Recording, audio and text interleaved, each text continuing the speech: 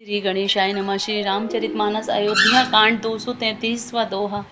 मातुमति महुमानि मोहि जो कछु करहि सो थोर। अघ अब गुण क्षमि आदरहि समुझि आपनी ओर।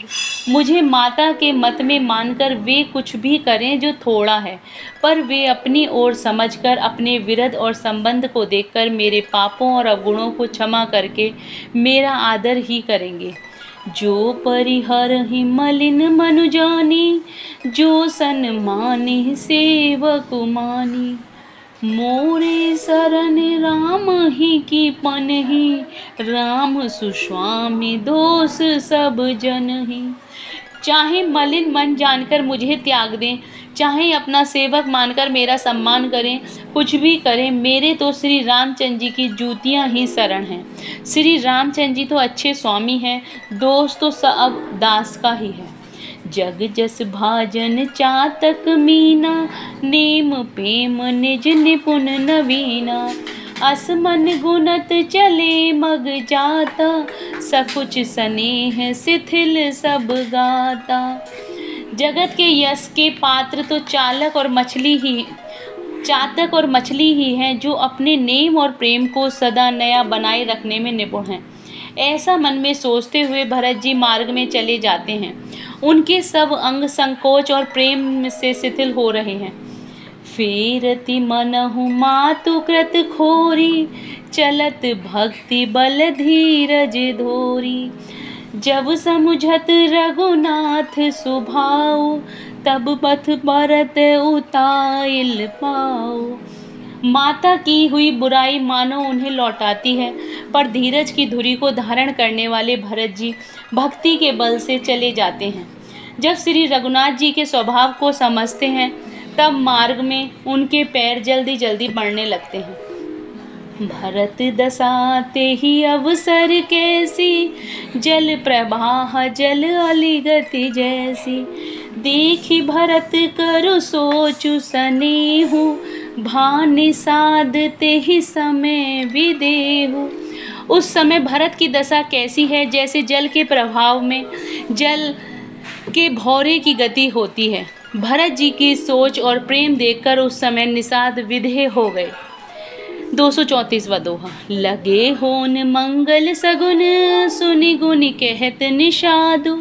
मिटहि सोच हो ही हरसु, पुनि परिणाम विषादु। मंगल शकुन होने लगे, उन्हें सुनकर और विचार कर निषाद कहने लगा। सोच मिटेगा, हर्ष होगा, पर फिर अंत में दुख होगा। सेवक वचन सत्य सब जाने, आश्रम निकट जाई नियराने। भरत दीख बन शैल समाजु, मुदित क्षुदित जनु पाई सुनाजु। भरत जी ने सेवक के सब वचन सत्य जाने और वे आश्रम के समीप जा पहुँचे। वहाँ के वन और पर्वतों के समूह को देखा तो भरत जी इतने आनंदित हुए मानो कोई भूखा अच्छा अन्न पा गया हो। इति भीति जनु प्रजा दुखारी, त्रिविध ताप पीड़ित गृह मारी। जाई सुराज सुदेश सुखारी, हो ही भरत गति तिहि अनुहारी। जैसे इति के भय से दुखी हुई और तीनों आध्यात्मिक, आधि दैविक और आधि भौतिक तापों तथा क्रूर ग्रहों और महामारियों से पीड़ित प्रजा किसी उत्तम देश और उत्तम राज्य में जाकर सुखी हो जाए, भरत जी की गति ठीक उसी प्रकार की हो रही है।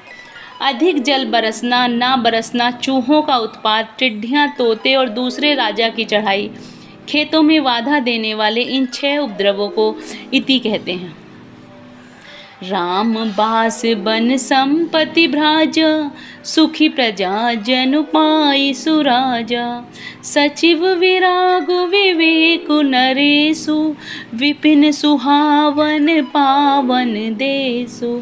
श्री रामचंद्र जी के निवास से वन की संपत्ति ऐसी सुशोभित है, मानो अच्छे राजा को पाकर प्रजा सुखी हो। सुहावना वन ही पवित्र देश है, विवेक उसका राजा है और वैराग्य मंत्री है। भट्ट जम नियम शैल रजधानी, शांति सुमति सुचि सुंदर रानी। सकल अंग संपन्न सुराओ, राम चरण आश्रित चित चाओ। यम अहिंसा, सत्य असत्य, ब्रह्मचर्य और अपरिग्रह तथा नियम योद्धा हैं। पर्वत राजधानी है। शांति तथा सुबुद्धि दो सुंदर पवित्र रानियां हैं। वह श्रेष्ठ राजा राज्य के सब अंगों से पूर्ण है और श्री रामचंद्र जी के चरणों के आश्रित रहने से उसके चित्त में चाव है। स्वामी, अमात्य, सुहृदय, कोष, राष्ट्रीय दुर्ग और सेना राज्य के ये 7 अंग हैं। 235वां दोहा। जीति मोह महिपाल दल, सहित विवेक भुआर। करत अकंटक राजपुर, सुख संपदा सुकालो। मोह रूपी राजा को सेना सहित जीतकर विवेक रूपी राजा निष्कंटक राज्य कर रहा है। उसके नगर में सुख संपत्ति और सुकाल वर्तमान है। वन प्रदेश मुनि बास घनेरे, जनपुर नगर गाँव गन खेरे। विपुल विचित्र बिहग मृग नाना, प्रजा समाज न जाई बखाना। वन रूपी प्रांतों में जो मुनियों के बहुत से निवास स्थान हैं, वहीं मानो शहरों, नगरों, गांव और खेड़ों का समूह है। बहुत से विचित्र पक्षी और अनेकों पशु ही मानो प्रजाओं का समाज है, जिसका वर्णन नहीं किया जा सकता। खगा करी हरि बाग बगा बराहा, देखी महिष व्रस साजु सराहा। वयरु बिहाई चरही एक संगा, जह तह मनहु सैन चतुरंगा। गेंडा, हाथी, सिंह, बाघ, सूअर, भैंसे और बैलों को देखकर राजा के साज को सराहते ही बनता है। ये सब आपस का बैर छोड़कर जहाँ तहाँ एक साथ विचरते हैं, यही मानो चतुरंगी सेना है। झरना झरहि मत गज गाजहि, मनहु निशान विविधि विधि बाजहि। चक चकोर चातक सुख पिक गन, पूजत मंजू मराल मुदित मन। पानी के झरने झड़ रहे हैं और मतवाले हाथी चिंघाड़ रहे हैं। वे ही मानो वहाँ अनेकों प्रकार से नगाड़े बज रहे हैं। चकवा, चकोर, पपीहा, तोता और कोयलों के समूह और सुंदर हंस प्रसन्न मन से कूज रहे हैं। अलीगन गावत नाचत मोरा, जनु सुराज मंगल चहोरा। वेली बिटप त्रन सफल सफूला, सब समाज मुद मंगल मूला। भौरों के समूह गुंजार कर रहे हैं और मोर नाच रहे हैं, मानो उस अच्छे राज्य में चारों ओर मंगल हो रहा है। बेल, वृक्ष, तृण सब फल और फूलों से युक्त है।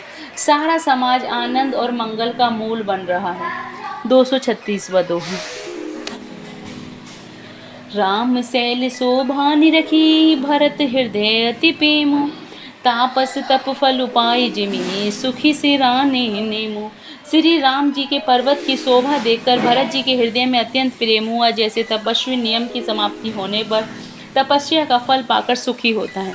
तब केवट ऊँचे चढ़ी धाई, कायऊ भरत सन भुजा उठाई। नाथ देखहि बिटप विशाला, पाकरि जम्बू रसाल तमाला। तब केवट दौड़कर ऊंचे चढ़ गया और भुजा उठाकर भरत जी से कहने लगा, हे नाथ, ये जो पाकर जामुन, आम और तमाल के विशाल वृक्ष दिखाई देते हैं, जिन तरुवरन मध्य बटु सोहा, मंजू विशाल देखि मनु मोहा। नील सघन पल्लव फल लाला, अविरल छाह सुखद सब काला। जिन शेष वृक्षों के बीच में एक सुंदर विशाल बड़ का वृक्ष सुशोभित है, जिसको देखकर मन मोहित हो जाता है। उसके पत्ते नीले और सघन हैं और उसमें लाल फल लगे हैं। उसकी घनी छाया तथा ऋतुओं में सुख देने वाली है। मानहु तिमिर अरुण में राशि, विरचि विधि सकलें सुषमासी। ए तरु सरित समीप गुसाई, रघुवर बरन कुटी जह छाई। मानो ब्रह्मा जी ने परम शोभा को एकत्र करके अंधकार और लालिमा राशि सी रच दी है। हे गुसाई, ये वृक्ष नदी के समीप है, जहाँ श्री राम की पर्णकुटी छाई है। तुलसी तरुवर विविध सुहाई, कहु कहु सिय कहु लखन लगाए। बट छाया वेदिका बनाई, सिय निज पानी सरोज सुहाई। वहाँ तुलसी के बहुत से सुंदर वृक्ष सुशोभित हैं, जो कहीं कहीं सीता जी ने और कहीं कहीं लक्ष्मण जी ने लगाए हैं। इसी बड़ की छाया में सीता जी ने अपने कर कमलों से सुंदर वेदी बनाई है। जय Shri Ram. Please like and subscribe the channel.